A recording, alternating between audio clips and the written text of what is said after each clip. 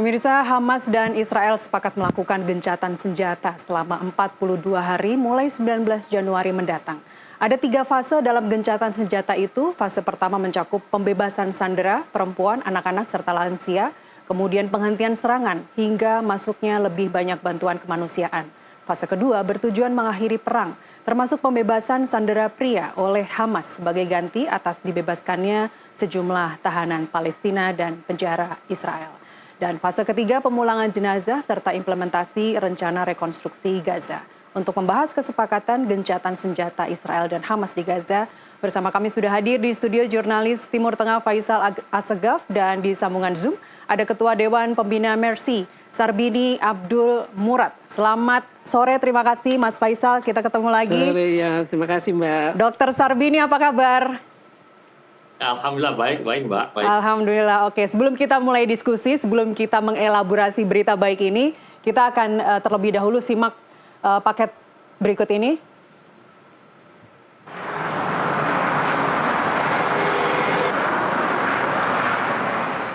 Kesepakatan gencatan senjata antara Israel dan Hamas merupakan hasil negosiasi selama berbulan-bulan yang dilakukan oleh mediator Mesir dan Qatar dengan dukungan Amerika Serikat dan terjadi menjelang pelantikan Presiden terpilih Amerika Serikat Donald Trump pada 20 Januari mendatang. The deal is structured in 3 phases. Phase 1 will last 6 weeks. It includes a full and complete ceasefire, withdrawal of Israeli forces from all the populated areas of Gaza, and the release of a number of hostages held by Hamas, including women and elderly and the wounded. Sementara itu, Perdana Menteri Qatar Sheikh Mohammed bin Abdulrahman Al Thani mengumumkan bahwa negosiator telah mencapai kesepakatan pada Rabu 15 Januari untuk gencatan senjata dalam perang Gaza antara Israel dan Hamas. يسر دولة قطر وجمهورية مصر العربية والولايات المتحدة الأمريكية الإعلان عن نجاح جهود الوساطة المشتركة بوصول طرفي النزاع في قطاع غزة إلى اتفاق بشأن تبادل الأسرى والرهائن والعودة إلى الهدوء المستدام وصولا لوقف دائم لإطلاق النار بين الجانبين، بالإضافة إلى إيصال كميات مكثفة من المساعدات الإنسانية والإغاثية للأشقاء الفلسطينيين في قطاع غزة. Kesepakatan itu menguraikan fase gencatan senjata awal selama 6 minggu dan mencakup penarikan bertahap pasukan Israel dari Gaza dan pembebasan sandera yang ditahan Hamas dengan imbalan tahanan Palestina yang ditahan Israel. والله احنا فرحانين كثير انه الهم والحزن والقصف والموت اللي صار فينا انه خلص بطل، صار وقف، وانه حنرجع بلادنا، حنرجع لاهلنا في بيت حنون وفي غزه والشمال، ونشوف اهالينا اللي ضلوا غاده، ونشوف حياتنا، نرجع حياتنا القديمه وننبسط ونعيش زي ما كنا اول. ان شاء الله ربنا يعني تتم هذه الصفقه وتتم على خير ان شاء الله. يعني هي الواحد يعني في ناس كثير فقدناها، غادرتنا بدون وداع بدون عناق، لم نرى جثمانها، لم نرى قبورها، حتى قبورها اللي دفنت فيها بعثرتها الدبابات وحرقتها.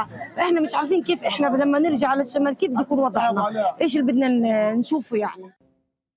Gencatan senjata bertahap direncanakan dapat menghentikan pertempuran yang telah menghancurkan sebagian besar wilayah Gaza dan menggusur sebagian besar penduduk wilayah itu yang berjumlah 2,3 juta jiwa sebelum perang dan menewaskan puluhan ribu orang. Tim jurnalis NTV melaporkan. Langsung saja kita mulai diskusi. Saya mau mulai dari Mas Faisal dulu yang sudah di studio. Ada 3 fase. Kenapa harus dijalankan sebanyak 3 fase? Kenapa nggak langsung saja? Karena memang isu-isunya itu sangat sensitif atau memang susah ketemunya. Pertama, kita tahu Hamas itu dari awal ketika ingin gencatan senjata adalah pertukaran tahanan itu gencatan senjatanya permanen. Artinya pasukan Israel harus mundur, nggak ada lagi serangan. Jadi bukan mundur dari wilayah-wilayah yang padat penduduk, tapi benar-benar keluar dari Gaza, itu yang mau. Tapi kan kalau Israel sejauh ini selama ini kan menyatakan bahwa mereka hanya mau mundur dari wilayah yang ada penduduk, jadi ke wilayah tetap di dalam Gaza. Karena terakhir saya dapat informasi itu dalam inti kesepakatan itu ada buffer zone di dalam wilayah Gaza untuk pasukan Israel. Itu sejauh 700 meter dari perbatasan dari Israel dengan Gaza. Nah, ini yang tidak dimaui oleh Hamas. Dan jangan lupa ini kan kesepakatan gencatan senjata ini baru diumumkan oleh Qatar, disetujui Hamas, kemudian diumumkan oleh Presiden Biden, tapi Israel masih harus melakukan voting di rapat kabinet keamanannya. Nah itu hari ini. Dan tadi saya cek kabar terakhir masih ditunda karena kantor Netanyahu mengklaim bahwa Hamas menolak sebagian kesepakatan, isi kesepakatan. Jadi yang mundur mana aja lagi. tuh? Yang mana aja? Itu belum dijelaskan dari. Ini kan skenario sebenarnya sudah dari Oktober ya, berlarut-larut. Menurut Anda apakah memang dilalui dengan 3 fase itu? Kemudian apakah ada perubahan-perubahan dari kesepakatan yang awalnya yang sudah dimulai pada Oktober? Saya kira kalau saya sih masih ragu ya, apakah kesepakatan gencatan senjata ini bisa berjalan dengan baik. Kenapa? Karena pertama Israel belum memutuskan rapat kabinet keamanan. Kedua, tujuan perang yang dilontarkan Netanyahu adalah menghabisi Hamas.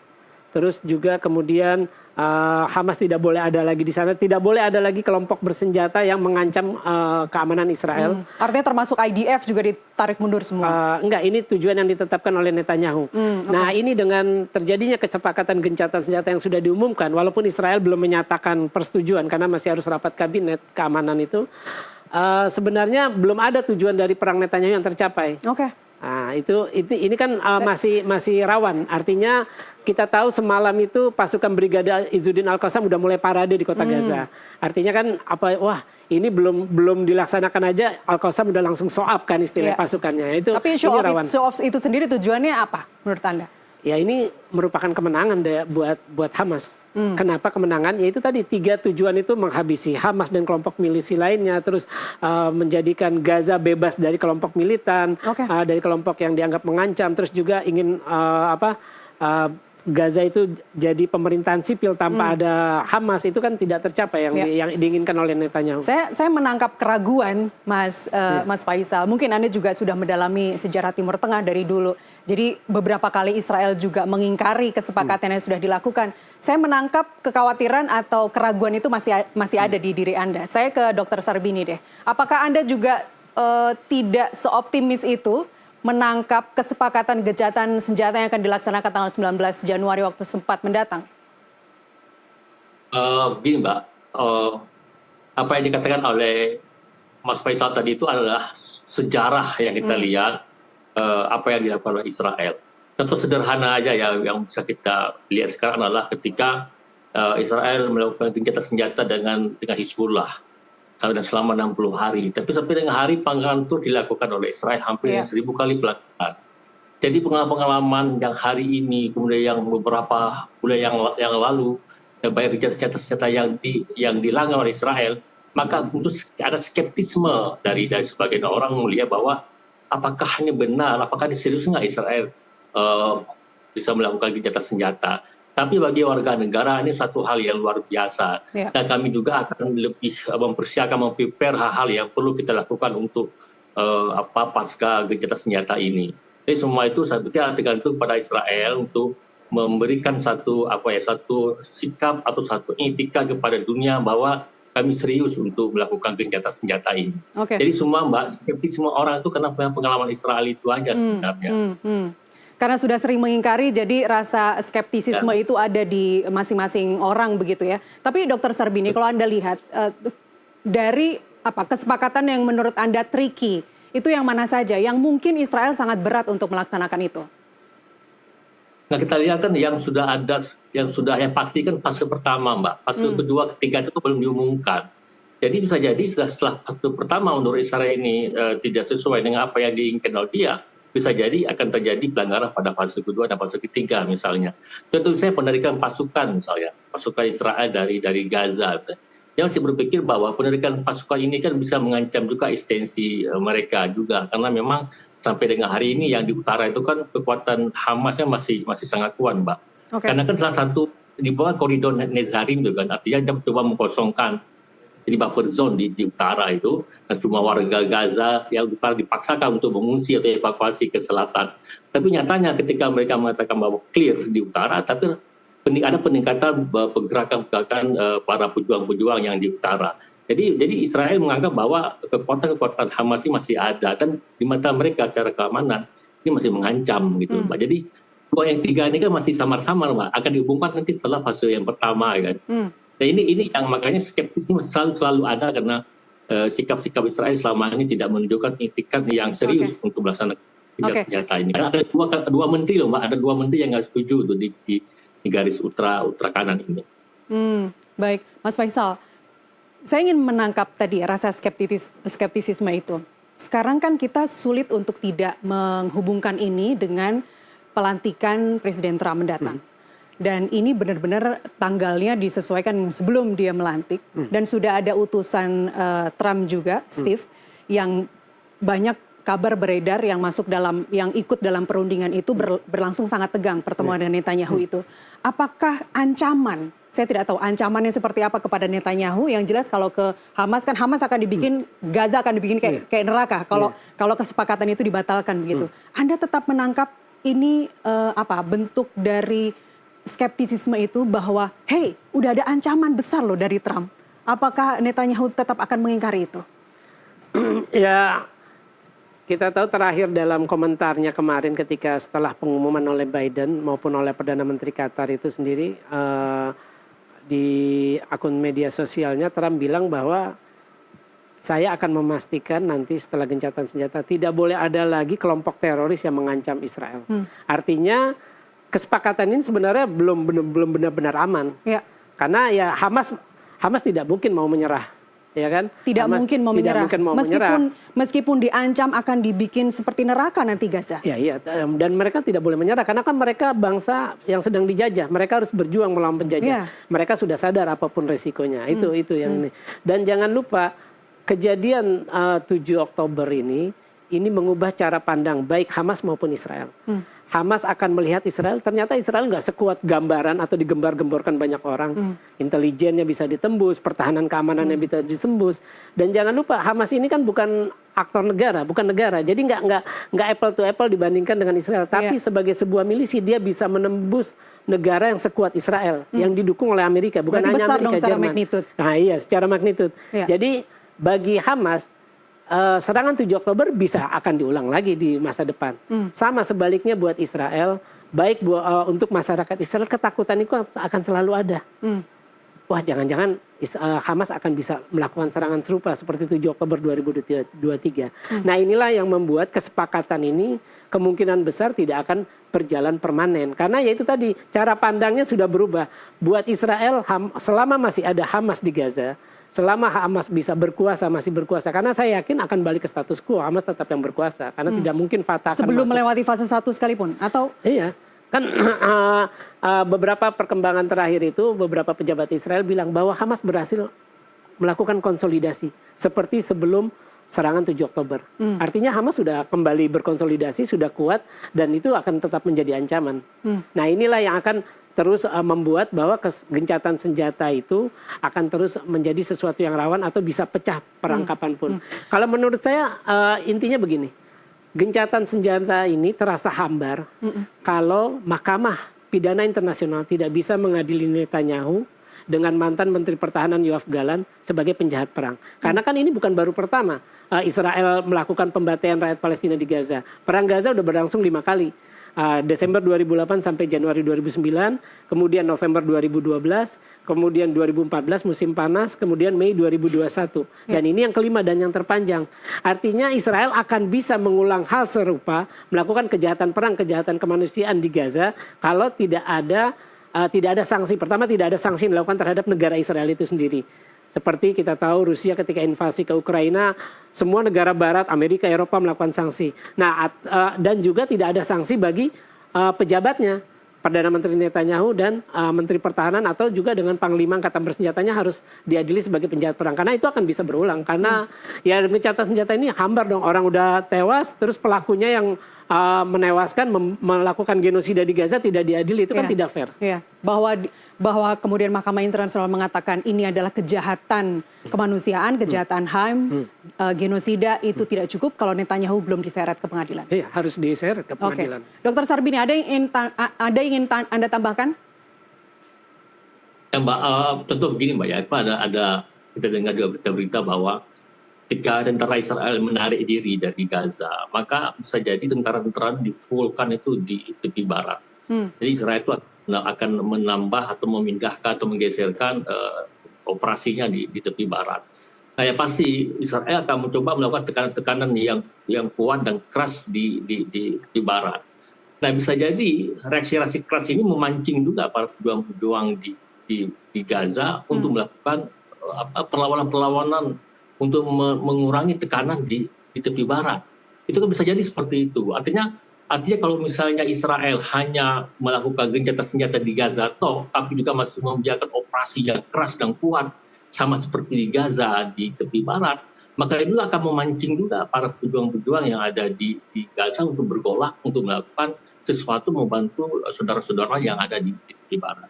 Terus yang kedua, Mbak, bahwa salah satu permintaan dari Hamas adalah untuk mengembalikan jenazah dari Yahya Sinwar, itu kan nggak diikuti oleh Israel.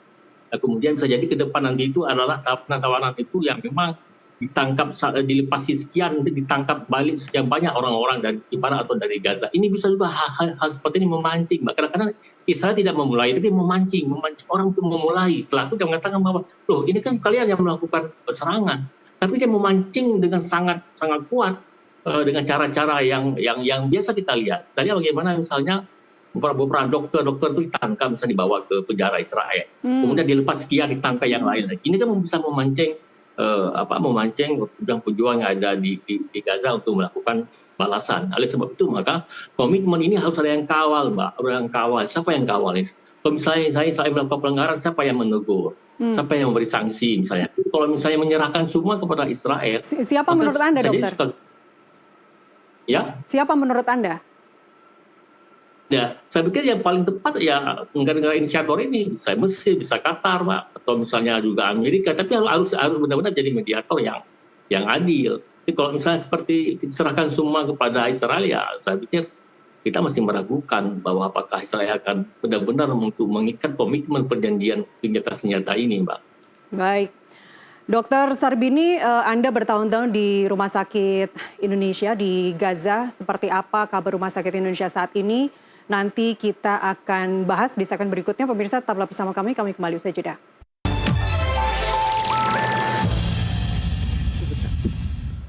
Kita lanjutkan dialog di studio. Saya masih bersama Faisal Assegaf, jurnalis Timur Tengah, dan melalui sambungan Zoom saya masih bersama Dr. Sarbini Abdul Murad, Ketua Dewan Pembina Mercy.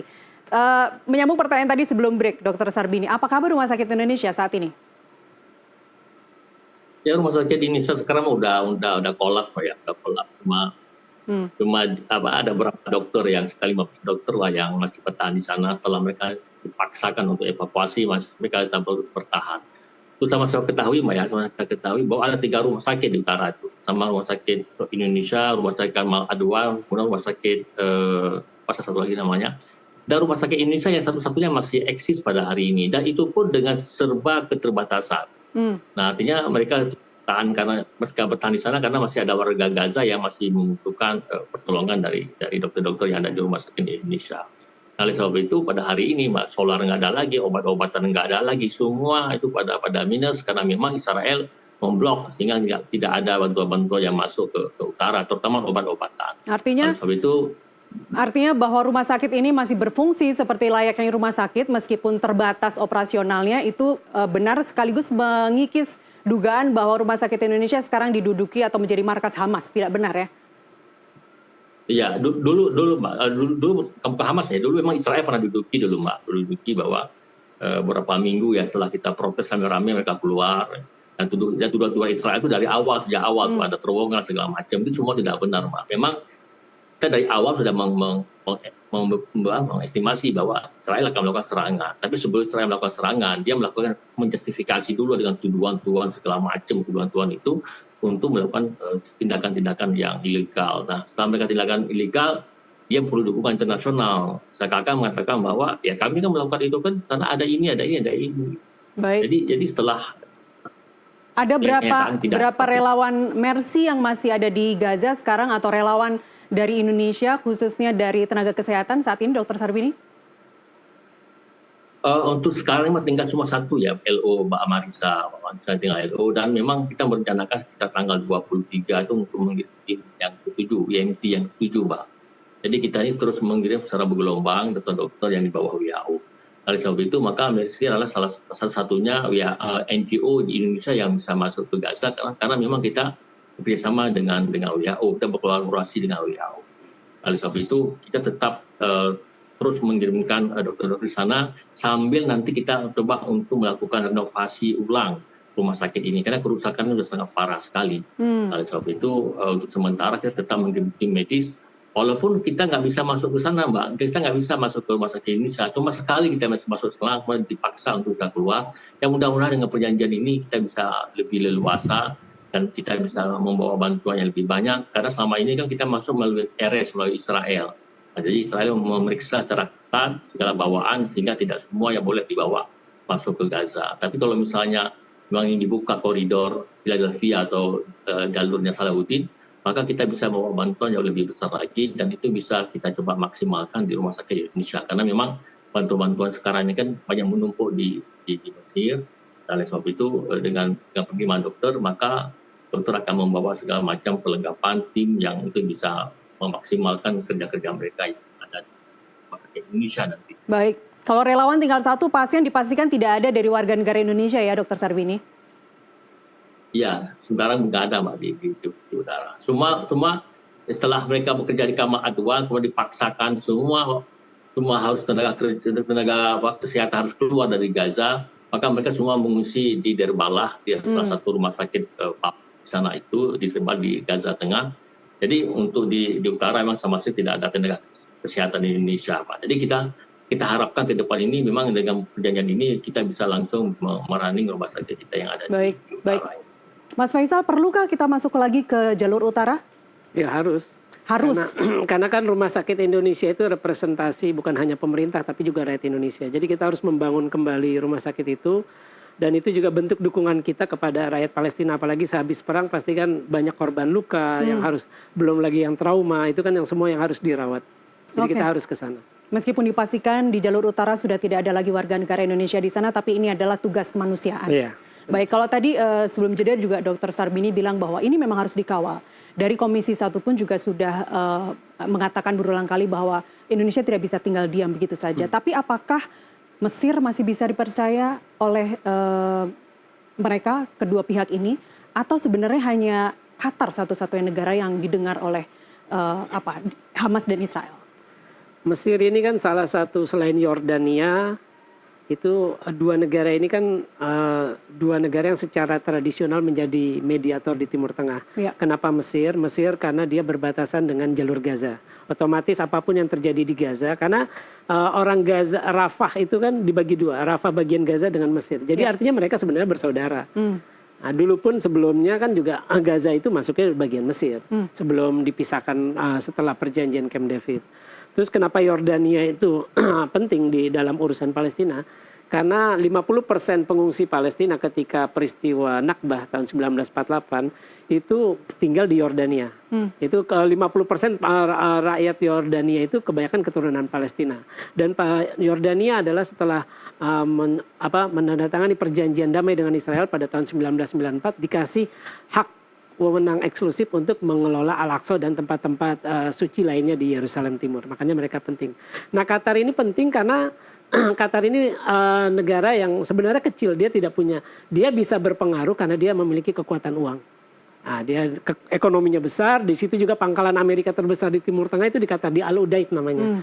Nah, ini di sini kan Hamas setelah diusir dari Damaskus oleh Suriah karena tidak mau mendukung Assad untuk melawan pemberontak, itu kan pindah kantor biro politiknya di Doha sejak 2012. Nah, iya, Qatar memainkan peran penting karena disitulah para pemimpin Hamas, pemimpin politiknya bernaung di Qatar, di Doha itu sendiri. Jadi Qatar punya peranan penting.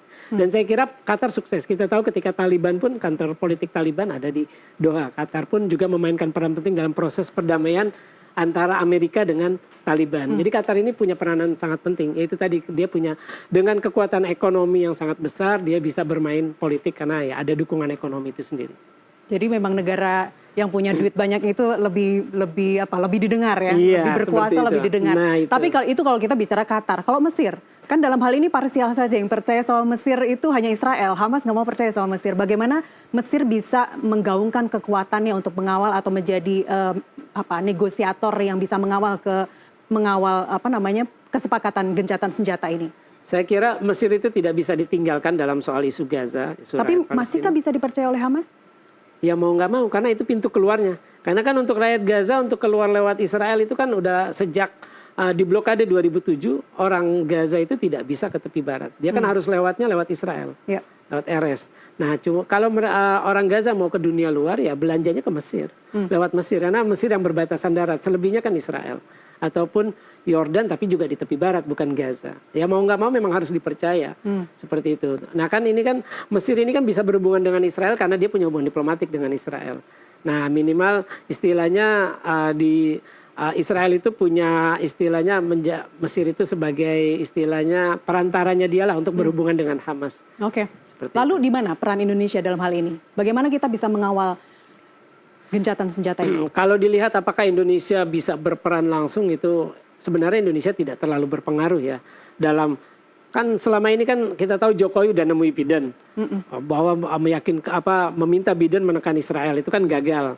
Artinya kita sebenarnya tidak terlalu punya pengaruh. Kita bisa memainkan peran dalam isu Palestina ya sesuai dengan kapasitas kita sendiri.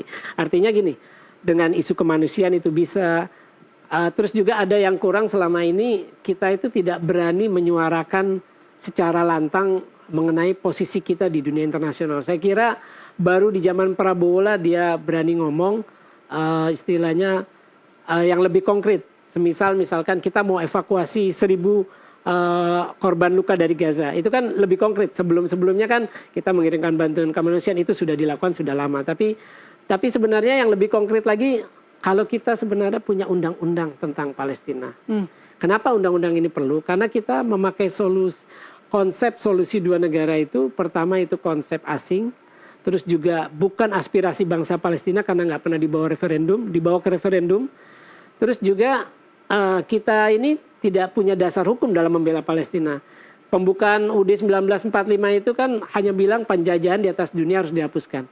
Tapi tidak jelas mana negara bangsa yang sedang dijajah. Kan tidak ada turunannya. Nah, jadi istilahnya kita sebenarnya nggak punya dasar hukum dalam membela Palestina. Itu kan alasan moral aja, alasan kemanusiaan. Tapi kita harusnya punya asas legalitas.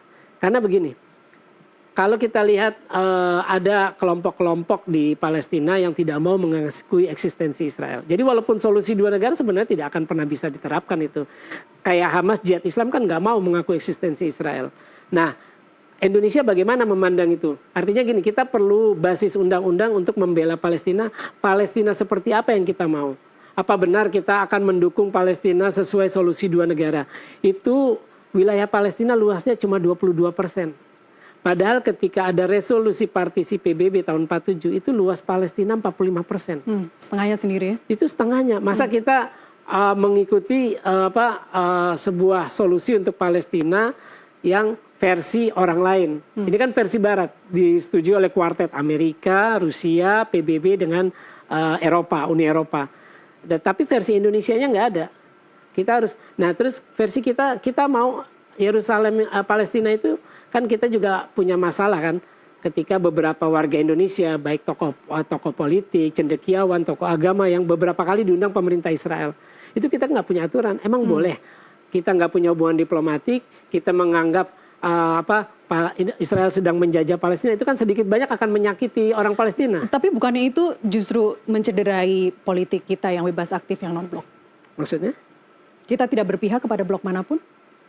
Ya saya kira untuk urusan kemanusiaan dan jelas dalam pembukaan UUD 1945 penjajahan di atas dunia harus dihapuskan karena tidak sesuai perikemanusiaan dan perkeadilan, ya kita harus berpihak kepada Palestina. Karena Palestina kan bangsa yang sedang dijajah, yang sedang ditindas. Tapi sampai saat ini belum pernah ada pemimpin Indonesia menginjakan kaki di wilayah Palestina. Saya kira kalau misalkan gencatan senjata berlangsung lama, ya saya kira ya Prabowo layak untuk datang ke sana untuk menyuarakan lebih lantang langsung di lokasi lah, bukan dari meja konferensi atau dari jauh. Oke, itu menjadi kekuatan simbolik kalau sampai berada di sana. Kalau usulan dari Komisi 1 Mas Faisal, Indonesia bisa menginisiasi digelarnya OKI, misalnya sidang istimewa OKI, kemudian di situ membuat kesepakatan dengan negara-negara OKI untuk membuat peta jalan pemulihan Palestina. Ini menurut Anda terlalu panjang? Ini seolah-olah kita langsung loncat ke fase ketiga setelah gencatan senjata itu terjadi? Atau sebenarnya ini bisa langkah untuk memulai dulu? Sebenarnya dunia ini sebenarnya bingung setelah perang Gaza ini. Dunia itu bagian yang mana? Masyarakat internasional termasuk Oki sendiri. Artinya begini, setelah Gaza misalkan gencatan senjata berlangsung lama, setahun atau 2 tahun atau 3 tahun, kan ini yang bikin orang bingung, siapa yang harus berkuasa di Gaza? Israel kan nggak mau Hamas. Trump terakhir di media sosialnya setelah pengumuman gencatan senjata, nggak boleh ada lagi kelompok militer yang mengancam Israel. Artinya dia nggak mau ada Hamas di sana. Nah terus solusinya seperti apa? Jadi Jalur Gaza untuk siapa? Nah, jalur Gaza itu untuk siapa nih? Siapa yang pantas berkuasa? Fatah. Hamas pasti nggak mau. Karena kan mereka secara ideologi beda. Kita tahu di tepi barat ketika para pejuang Palestina, batalion Jenin, batalion Singa, terus juga batalion Nablus itu melawan penjajah Israel, kan pasukan otoritas Palestina malah ikut membantu Israel dalam mencari atau menyerahkan orang-orang yang dianggap bertanggung jawab melakukan serangan terhadap Israel. Itu kan aneh.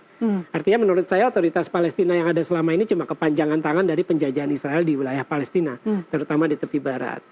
Jadi kalau untuk Indonesia, kita terlalu jauh untuk berbicara kemerdekaan Palestina. Atau pemulihan Palestina dalam jangka waktu yang akan datang. Kita itu tidak pernah bicara soal pencabutan blokade. Sebelum perang kan Gaza udah diblokade. Ada nggak usaha kita untuk Harusnya itu dulu yang dilewati. Itu dulu. Jangan lupa juga di tepi barat itu ada tembok pemisah. Seperti tembok Berlin dibangun sejak 2002, panjangnya 750 km. Kita tidak pernah memaksa Israel untuk merobohkan itu. Jadi kita tuh terlalu jauh ketika kita berbicara, oh kita mendukung solusi di negara Palestina merdeka dan berdaulat. Padahal ada fakta-fakta yang saat ini yang seharusnya lebih prioritas ketimbang ngomong itu, karena buat saya juga ya Palestina cuma negara hayalan, nggak akan mungkin pernah adalah negara Palestina merdeka dan berdaulat. Jadi ketika ada kesepakatan akan dimulai gencatan senjata tanggal 19 waktu setempat, itu yang semua orang bersorak gembira, Anda tidak merasakan kegembiraan itu. Anda tetap merasakan getir dan tetap merasakan skeptisisme. Iya, itu artinya gini. Kita itu seperti sirkulasi aja. Kan perang bukan baru. Perang, gencatan senjata selesai setelah berapa tahun perang lagi. Kita lihat 2009 ke 2012 3 tahun. 2012 ke 2014 itu 2 tahun. 14 ke 2021 7 tahun. 2021 ke 2023 cuma 2 tahun. Dan itu sejarah berulang terus ya? Terus berulang. Masa kita mau begitu? Ntar kalau udah gencatan senjata, diem lagi. Seolah-olah Palestina persoalannya hanya ketika pembantaian doang. Ada pembantaian semua berteriak. Harusnya kan bukan itu yang dilakukan. Harusnya lebih dari itu. Dan saya kira Indonesia punya kapasitas untuk melakukan itu. Tapi bukan sampai Palestina merdeka. Yang dekat-dekat dulu. Paksa Israel cabut blokade. Dan saya kira Prabowo bisa menggunakan isu itu. Dengan berkunjung ke sana dia itu udah menunjukkan kita bisa nembus blokade yang sedang dilakukan Israel. Kita bisa sebenarnya, kita bisa kalau ada kemauan. Dokter Sarbini, sebenarnya apa sih yang dibutuhkan oleh para relawan masyarakat global yang ada di sana, yang ada di Gaza, kemudian juga secara psikologis warga yang tinggal di Gaza bagian barat sekalipun, apa sebenarnya yang dibutuhkan oleh mereka? Ya sekarang memang semua dibutuhkan, Mbak. Nggak ada yang prioritas, semua dibutuhkan. Dia menarik konstruksi Gaza, membangun perumahan, kemudian bantuan makanan, obat-obatan, listrik segala macam, semua dibutuhkan. Nggak tahu kita yang mana prioritas yang pertama, yang kedua, Mbak. Karena memang perang begitu lama, korban begitu banyak, ya luka-luka berjibun sekali, lalu kemudian blokade dari selatan, dari utara. Jadi sekarang pada hari ini memang salah satu memang klausul perjanjian itu kan adalah untuk memberikan peluang sekitar 500 truk untuk masuk ke Gaza. Itu memang sangat dibutuhkan sekali, Mbak. Jadi memang ini yang kita harapkan sekali bahwa agar perjanjian ini bisa direalisasi, terutama bantuan internasional. Jadi secara kemanusiaan itu, Mbak. Belum lagi ada dukungan politik untuk menstabilkan perjanjian ini sehingga tidak ternodai, tercederai oleh Israel. Dan oleh sebab itu kita juga minta kepada Indonesia. Pagi sekarang Indonesia kan ada dokter-dokter, Mbak. Ada dokter-dokter yang bekerja di Rafah, di Rafah Mesir kalau nggak salah saya itu. Dan sebetulnya komitmen Indonesia juga begitu tinggi untuk membangun atau merekonstruksi Gaza. Tidak semua diskusi kami dengan Ketua Basnas, beliau juga akan memprioritaskan untuk membangun satu kayak pemukiman dan satu kompleks Indonesia di situ. Oleh sebab itu inilah kesempatan bagi kita semuanya untuk sama-sama kita untuk membantu ulang, dan juga kita sangat meminta kepada pemerintah Indonesia. Kami meminta khusus melalui ini seperti didengar oleh Menlu bahwa agar Indonesia bisa melakukan pendekatan persuasif dan diplomatik dengan Mesir agar memberikan akses kepada relawan-relawan Indonesia khususnya agar bisa masuk ke Gaza. Dan ini kendala kita selama ini, Mbak. Jadi kenapa Mercy bisa masuk ke Gaza? Ini tidak bukan karena kita di bawah payung ya, bukan rekomendasi atau dukungan atau bantuan daripada pemerintah. Nah, untuk ke depan kita minta kepada Menlu sekarang ini untuk bisa melakukan pendekatan dengan instan dengan baik pada Mesir agar meyakinkan Mesir sehingga relawan-relawan Indonesia yang ada minat untuk membantu saudara-saudara yang ada di Gaza ini bisa dikasih akses. Apalagi bisa teman-teman wartawan atau nanti Bang Faisal bisa masuk juga ke Gaza tanpa ada hambatan dari pihak keamanan. Karena gitu, Tapi masuk apakah Gaza nggak ada tidur. kalau itu terjadi, lobby dari Menlu sekarang berhasil kita bisa masuk Mesir, apakah para relawan Indonesia masih berkeinginan untuk sampai ke sana? Apakah jurnalis bisa dengan aman untuk memasuki jalur Gaza? Ya pasti Mbak, sekarang ini masih dibutuhkan, bukan berarti setelah perjanjian senjata ini semua tugas sudah selesai, ini masih panjang, cerita Gazanya masih panjang Pak. Jadi saya pikir kalau misalnya Menlu tidak mampu untuk meyakinkan ini, saya pikir Presiden bisa melakukan langkah-langkah selanjutnya. Karena saya pikir Prabowo orang ini berani, dia berani bisa telepon langsung. Nah, ini saya pikir ini dari di media ini kami minta kepada Pak Menlu untuk bisa melakukan. Ini pengalaman kita Mbak ya, bagaimana sulitnya kita masuk. Ya, kita bicara pengalaman Dr. Sarbini dan juga Mas Faisal yang pernah ke jalur Gaza bagian utara sekalipun, usai jeda maghrib berikut ini. Kami kembali saat lagi.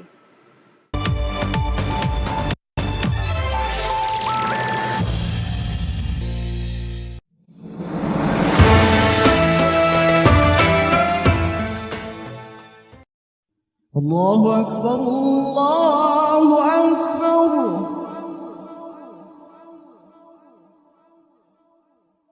Allahu Akbar, Allahu Akbar.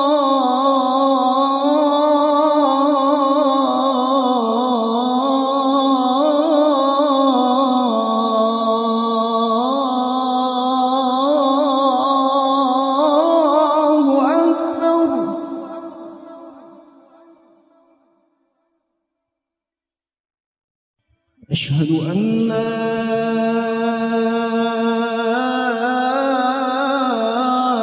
إله إلا الله.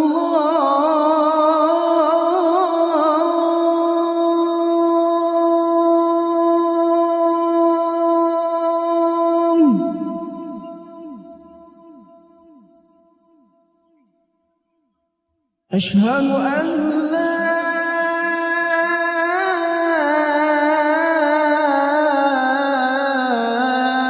إله إلا الله.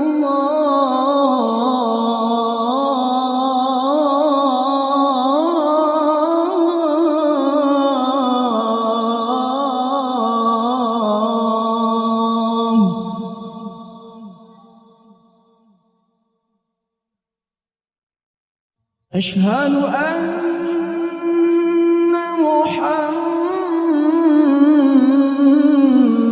محمدًا رسول الله.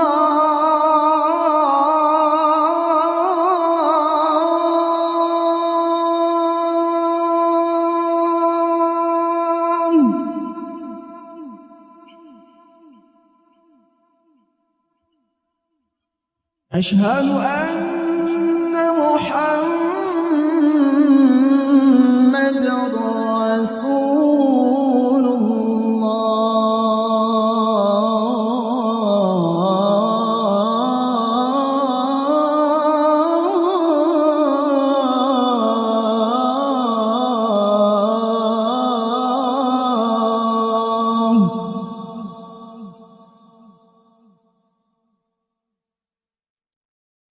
حي على الصلاة.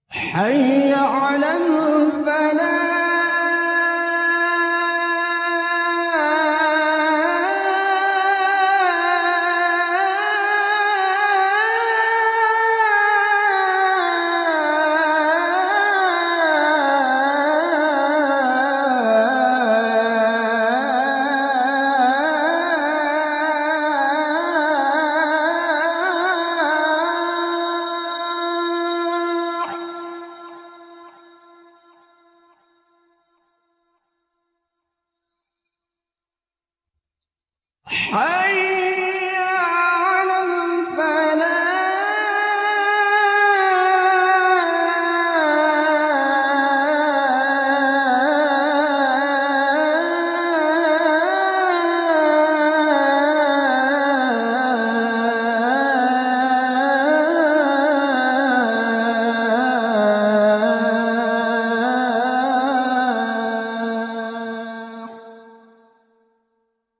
الله أكبر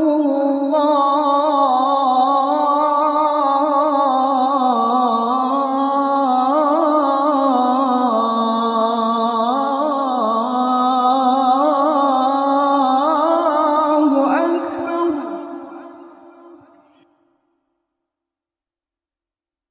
لا